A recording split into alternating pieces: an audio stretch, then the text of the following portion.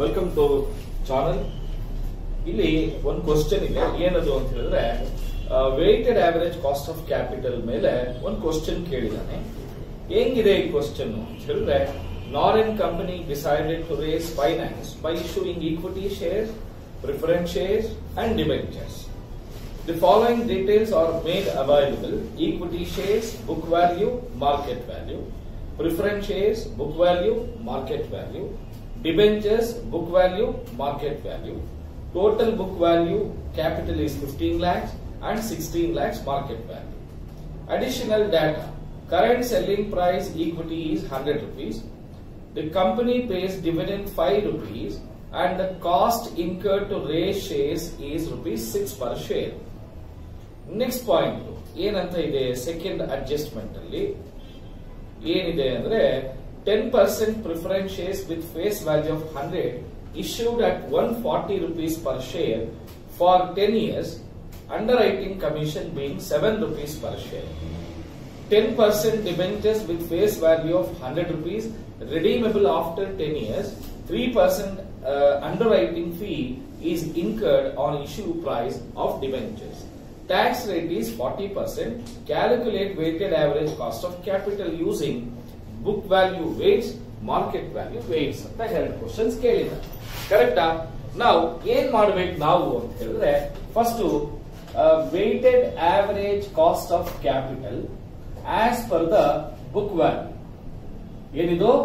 As per the book value. See, what are the different source of capital we have?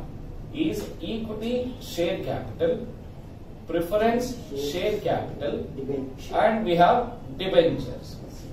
See, what is the amount of book value? Amount is 6 lakhs, 4 lakhs, 1 lakhs, and 5 lakhs. So in total we have 15 lakh rupees of total capital. Now what we have to calculate whenever he is given like this, first we have to find out the weights. How do you calculate weights?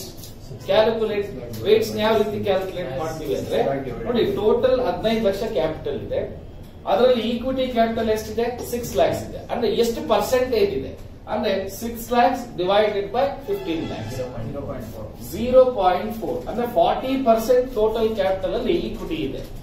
Next, 4 lakhs divided by 15 lakhs. 0.26. I'll make it 27. Okay. 0.33. 0.34 or 33. Enough. So, andre total 100% capital ಅಲ್ಲಿ 40% equity capital ಇದೆ, 27% preference share capital ಇದೆ, 33% debentures ಇದೆ. ಕರೆಕ್ಟಾ? Yes or no? ಹಾಗಾದ್ರೆ ಈ 3 ಜನಕ್ಕೂ ನಾವು company earn ಮಾಡಿರೋ ಪ್ರಾಫಿಟ್ ಅಲ್ಲಿ ಎಷ್ಟು ಪರ್ಸೆಂಟೇಜ್ ಕೊಡ್ತೀವಿ ಅಂತ ಪ್ರಾಮಿಸ್ ಮಾಡಿದೀವಿ, ಅದನ್ನೇ ಕಾಸ್ಟ್ ಅಂತ ಹೇಳ್ತೀವಿ. ಈಗ ಸಾಮಾನ್ಯಕ್ಕೆ ನೀವೇ ಇಟ್ಕೊಳ್ಳಿ, ನೀವೇ ಬಿಸ್ನೆಸ್ ಮಾಡೋದು ಅಂತ ಇಟ್ಕೊಳ್ಳಿ. 15 ಲಕ್ಷ ಟೋಟಲ್ ಫಂಡ್ಸ್ ತಗೊಂಡಿದ್ದೀರಾ. ಯಾರ್ಯಾರಿಂದ ತಗೊಂಡಿದ್ದೀರಾ? ಈಕ್ವಿಟಿಯಿಂದ ಒಂದು 6 lakhs ತಗೊಂಡಿದ್ದೀರಾ, ಪ್ರಿಫರೆನ್ಸ್ ಇಂದ 4 lakhs ತಗೊಂಡಿದ್ದೀರಾ, ಡಿಬೆಂಚರ್ಸ್ ಇಂದ 5 lakhs, ಒಂದು 40%, 27, 33 ಈ ತರ ತಗೊಂಡಿದ್ದೀರಾ. ಏನಕ್ಕೆ ತಗೊಳ್ತೀರಾ? ಯಾರು ಕೊಡ್ತಾರೆ ದುಡ್ಡು ನಿಮ್ಗೆ? ಜನ ಕೊಡ್ತಾರೆ. ಏನಕ್ಕೆ ಕೊಡ್ತಾರೆ? ನೀವೇನೋ ಪ್ರಾಫಿಟ್ ಅಲ್ಲಿ ಒಂದಷ್ಟು ಶೇರ್ ಕೊಡ್ತೀರಾ, ಅಂದ್ರೆ ನೀವೇನ್ ಪಬ್ಲಿಕ್ ಕೊಡ್ತೀರಾ ಅದೆಲ್ಲ ಎಕ್ಸ್ಪೆನ್ಸಸ್ ಅಂತ ಅಲ್ವಾ ಅದು ಹೇಳೋದು, ಅದನ್ನೇ ಕಾಸ್ಟ್ ಅಂತಾನು ಹೇಳ್ತೀವಿ. ಏನಂತ ಹೇಳ್ತೀವಿ? ಎಷ್ಟೆಷ್ಟು ಕೊಡ್ತೀವಿ ಅಂತ ಹೇಳಿದೀವಿ ಅದು ಗೊತ್ತಿಲ್ಲ, ಅದು ಕ್ವಶನ್ ಅಲ್ಲಿ ಎಲ್ಲೂ ಕೊಟ್ಟೇ ಇಲ್ಲ. ಹೌದಾ? ಇಲ್ಲ ಕೊಟ್ಟಿದ್ದಾನ? ಗೊತ್ತಿಲ್ಲ. ಹಾಗಾದ್ರೆ ನಾವು ಮಾಡ್ಬೇಕಾದ್ರೆ ಆಫ್ಟರ್ ಟ್ಯಾಕ್ಸ್ ಕಾಸ್ಟ್ ಅಂತ ಮಾಡ್ತೀವಿ. ಆಫ್ಟರ್ ಟ್ಯಾಕ್ಸ್ ಕಾಸ್ಟ್ ಅಂದ್ರೆ ಟ್ಯಾಕ್ಸ್ ಮೈನಸ್ ಮಾಡದ ಮೇಲೆ ಎಷ್ಟು ನಮಗೆ ಎಕ್ಸ್ಪೆನ್ಸಸ್ ಆಗಿದೆ.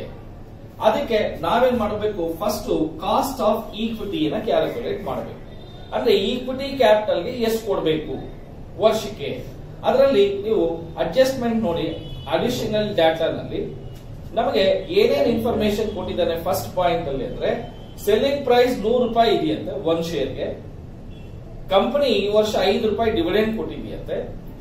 ಆ 100 ರೂಪಾಯಿ ಈಕ್ವಿಟಿ ಶೇರ್ ಪಬ್ಲಿಕ್ ಇಂದ ತಗೊಳ್ಬೇಕಾದ್ರೆ ಕಂಪನಿಗೆ 6 ರೂಪಾಯಿ ಖರ್ಚಾಗಿದೆಯಂತೆ. ಒಂದ್ ನಿಮಿಷ ಕೇಳಿಸ್ಕೊಳ್ಳಿ ಇಲ್ಲಿ. ಕಾಸ್ಟ್ ಆಫ್ ಈಕ್ವಿಟಿ ಮಾಡಬೇಕಾದ್ರೆ ನಮ್ಗೊಂದು ಫಾರ್ಮುಲಾ ನೆನಪಿಗೆ ಬರಲೇಬೇಕು. ಅದನ್ನೇ dividend divided by market price per share minus flotation cost ಅಂತ ಹೇಳ್ತೀವಿ, FC ಅಂತ ಹೇಳ್ತೀವಿ. ಫ್ಲೋಟೇಷನ್ ಕಾಸ್ಟ್ ಅಂದ್ರೆ ನೀವು ಪಬ್ಲಿಕ್ ಇಂದ 100 ರೂಪಾಯಿ ಪಡಿಬೇಕು ಅಂದ್ರೆ ಪಬ್ಲಿಕ್ ನೀವ್ ಯಾರು ಅಂತ ಗೊತ್ತಾಗ್ಬೇಕು, ಹೌದೋ ಇಲ್ಲೋ? ನೀವ್ ಯಾರು ಅಂತ ಗೊತ್ತಾಗ್ಬೇಕು ಅಂದ್ರೆ ಪ್ರಮೋಷನ್ಸ್ ಮಾಡ್ಬೇಕು, ಅಡ್ವರ್ಟೈಸ್ಮೆಂಟ್ ಕೊಡ್ಬೇಕು, ಒಂದಷ್ಟು ಜನ ಬ್ರೋಕರ್ಸ್ ಅಪಾಯಿಂಟ್ ಮಾಡಬೇಕು, ಅಂಡರ್ ರೈಟರ್ಸ್ ಅಪಾಯಿಂಟ್ ಮಾಡಬೇಕು, ಅವರಿಂದ ತಾನೇ ದುಡ್ಡು ಬರುತ್ತೆ ನಿಮ್ಗೆ. ಸೊ ಹಾಗಾದ್ರೆ ಇಂಟು 100 ಪ್ಲಸ್ ಗ್ರೋತ್ ರೇಟ್, ಇದು ಇರ್ಲಿ ಇಲ್ಲದೆ ಹೋಗ್ಲಿ ಹಾಕ್ಲೇಬೇಕು. ಇಲ್ಲಿ ಡಿವಿಡೆಂಡ್ ಎಷ್ಟು ಕೊಡ್ತಾ ಇದೆ ಅಂತಪ್ಪ? 5 ರೂಪಾಯಿ ಡಿವಿಡೆಂಡ್ ಕೊಡ್ತಾ ಇದೆಯಂತೆ. ಎಷ್ಟು ಕೊಡ್ತಾ ಇದೆಯಂತೆ? 5 ರೂಪಾಯಿ ಡಿವಿಡೆಂಡ್. ಮಾರ್ಕೆಟ್ ಪ್ರೈಸ್ ಎಷ್ಟಿದೆ ಅಂತೆ? 100 ರೂಪಾಯಿ ಇದೆಯಂತೆ. ಈ 100 ರೂಪಾಯಿ ಪಡಿಬೇಕಾದ್ರೆ ಎಷ್ಟು ರೂಪಾಯಿ ಖರ್ಚಾಗಿದೆಯಂತೆ? 6 ರೂಪಾಯಿ ಖರ್ಚಾಗಿದೆಯಂತೆ. ಇಂಟು 100 ಗ್ರೋತ್ ರೇಟ್ ಏನು ಕೊಟ್ಟಿಲ್ಲ. ಈಗ 5 ಡಿವೈಡೆಡ್ ಬೈ 94 ಇಂಟು 100 ಎಷ್ಟು ಪರ್ಸೆಂಟೇಜ್ ಬರುತ್ತೆ ಹೇಳಿ? 5.31%. ಇದನ್ನ ನಾವು ಕಾಸ್ಟ್ ಆಫ್ ಈಕ್ವಿಟಿ 5.31 ಅಂತ ಕರಿತೀವಿ. ಅಲ್ಲಿಗೆ ಕಾಸ್ಟ್ ಆಫ್ ಈಕ್ವಿಟಿ ಗೊತ್ತಾಯ್ತು. ಈಗ ಕಾಸ್ಟ್ ಆಫ್ ಪ್ರಿಫರೆನ್ಸ್ ಹೆಂಗ್ ಕಂಡುಹಿಡಿಯೋದು? ಕಾಸ್ಟ್ ಆಫ್ ಪ್ರಿಫರೆನ್ಸ್ ಮಾಡಬೇಕು ಅಂದ್ರೆ dividend into plus redeemable value minus net profits divided by n whole divided by redeemable value plus net profits divided by 2. ಈ formula ನೆನಪಲ್ಲಿ ಇಟ್ಕೊಳ್ಳೇಬೇಕು. ನಾನು ಏನು ಮಾಡಕ್ಕಾಗಲ್ಲ, ನೀವು ಏನು ಮಾಡಕ್ಕಾಗಲ್ಲ, ಬಟ್ ಅಡ್ಜಸ್ಟ್ಮೆಂಟ್ ನ ಓದ್ಬಿಟ್ಟು ನೋಡ್ಬೇಕಾಗುತ್ತೆ.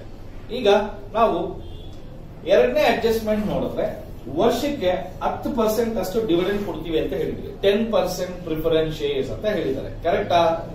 S or no? Yes sir. ವಾಪಸ್ ಕೊಡ್ಬೇಕಾದ್ರೆ 10 ವರ್ಷಕ್ಕೆ ನಾವು ವಾಪಸ್ ಮಾಡ್ಬೇಕಂತೆ. ಅದು ಕೊಟ್ಟಿಲ್ಲ, ನಾನೇ ಹೇಳಿದ್ರಿ 10 ಇಯರ್ಸ್ ವಾಪಸ್ ಮಾಡಬೇಕು. ವಾಪಸ್ ಮಾಡ್ಬೇಕಾದ್ರೆ ಎಷ್ಟು ಕೊಡ್ತೀವಿ ಅಂತ ಹೇಳಿದೀವಂತೆ? 100 ರೂಪಾಯಿ ಕೊಡ್ತೀವಿ ಅಂತ ಹೇಳಿದ್ವಿ. ಕರೆಕ್ಟಾ? ಆದ್ರೆ ತಗೊಳ್ಬೇಕಾದ್ರೆ ಎಷ್ಟು ರೂಪಾಯಿ ತಗೊಂಡಿದ್ದೀವಿ? Issued at 140 rupees. ಇಶ್ಯೂ ಮಾಡಬೇಕಾದ್ರೆ ಎಷ್ಟು ರೂಪಾಯಿಗೆ ಇಶ್ಯೂ ಮಾಡಿದೀವಿ? 140 ರೂಪಾಯಿಗೆ ಇಶ್ಯೂ ಮಾಡಿದೀವಿ. ಈ 140 ಇಶ್ಯೂ ಮಾಡಬೇಕಾದ್ರೆ ಕಮಿಷನ್ ಎಷ್ಟು ಕೊಡ್ತೀವಿ? 7 ರೂಪಾಯಿ ಕೊಡ್ತೀವಿ ಅಂತ ಹೇಳಿದ್ವಿ. ಕರೆಕ್ಟ್ ಏನಪ್ಪ? Whole divided by 100 plus 140 minus 7 ಅಂದ್ರೆ ಎಷ್ಟಾಗುತ್ತೆ? 133 ಡಿವೈಡೆಡ್ ಬೈ 2. ಈಗ 10 ಪ್ಲಸ್ ಇದು ಮೈನಸ್ ಬರ್ತಾ ಇದೆ, ಯಾಕೆಂದ್ರೆ 100 ಮೈನಸ್ 133 ಅಂದ್ರೆ ಕರೆಕ್ಟ್ ಏನಪ್ಪ? ಮೈನಸ್ ವ್ಯಾಲ್ಯೂ ಅಂದ್ರೆ plus into minus 33 divided by 10 ಅಂದ್ರೆ 3.3. ಇಲ್ಲಿ 100 ಪ್ಲಸ್ 133 ಡಿವೈಡೆಡ್ ಬೈ 2 ಮಾಡಿರ್ಬೇಕನೆ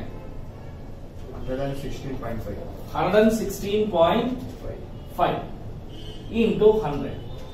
ಈಗ ನೀವೇ ಹೇಳ್ರಪ್ಪ, 10 ಮೈನಸ್ 3.3 ಅಂದ್ರೆ 6.7 divided by 116.5 into 100. 5.75%. Correct ಏನಪ್ಪ? ಅಲ್ಲಿಗೆ cost of preference share capital is 5.75. Got it? Next is very important is cost of debt.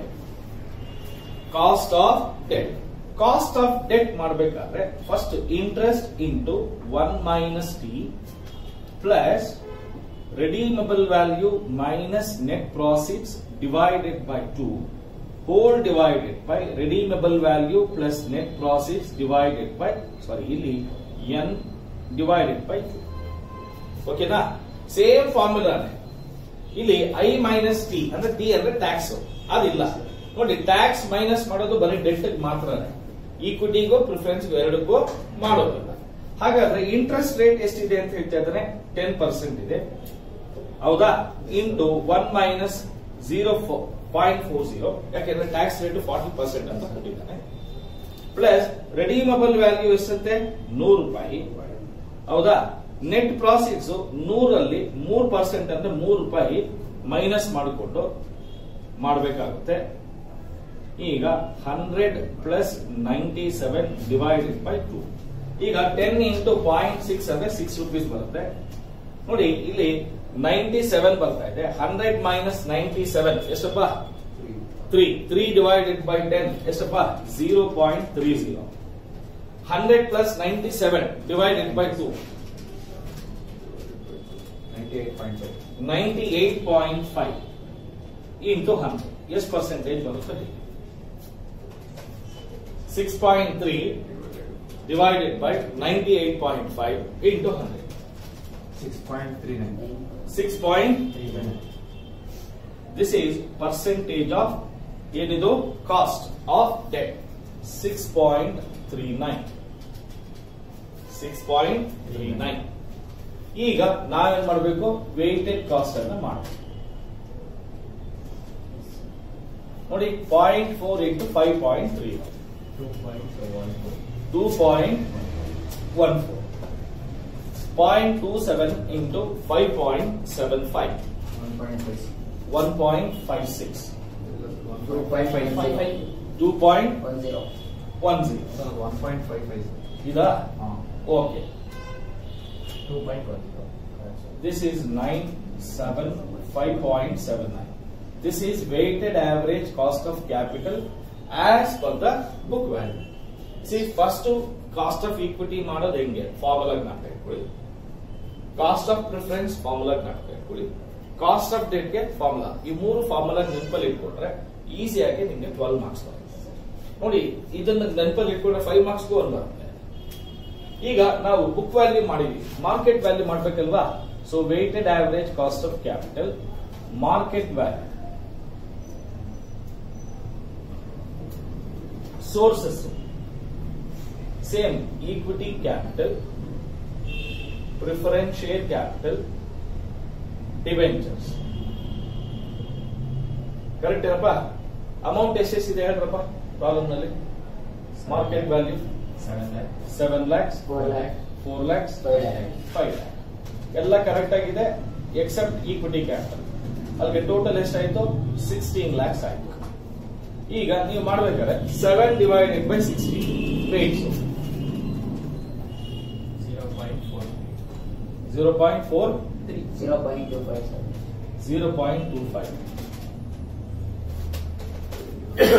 0.32 ಮಾಡ್ಕೊ. ಓಕೆನಾ? ಈಗ ಆಫ್ಟರ್ ಟ್ಯಾಕ್ಸ್ ಕಾಸ್ಟ್ ಆಲ್ರೆಡಿ ಇದೆ 5.31, 5.75, 6.3. ಇವೆರಡನ್ನು ಮಲ್ಟಿಪ್ಲೈ ಮಾಡಿದ್ರೆ ಬರೋದೇ ವೇಟೆಡ್ 2.28. ಇದು 1.43. ಓಕೆ. ನೆಕ್ಸ್ಟ್ 2.04. ಟೋಟಲ್ ಮಾಡಿದ್ರೆ 15, 1 carries 7, 5. So weighted average cost of capital as per the market value is 5.75. ಓಕೆನಾ ಸರ್? ಇಷ್ಟು ಮಾಡಿದ್ರೆ 12 ಮಾರ್ಕ್ಸ್. ಈಸಿ ಇದೆಯಲ್ವಾ ಸರ್? ಇದೊಂದು ಮಾತ್ರನೇ ಪ್ರಾಕ್ಟೀಸ್ ಮಾಡೋದು. ಓಕೆನಾ?